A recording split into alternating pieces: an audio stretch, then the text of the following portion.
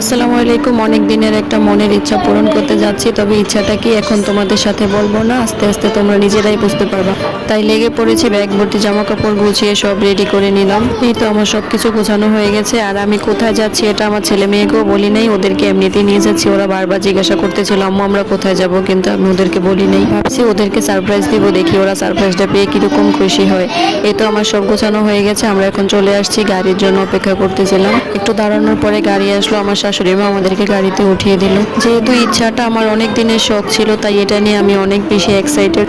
আমি, আমার মেয়ে আর আমার ছেলে মিলে আমরা চলে যাচ্ছি চাঁদপুরে। ওখানে আমার ননদের বাসায় আজকে রাত্রে থাকবো, থেকে কালকে আমরা রওনা করব। আর ঢাকা থেকে ওর বাবা আসবে, আসলে আমরা সবাই মিলে একসাথে কালকে যাব।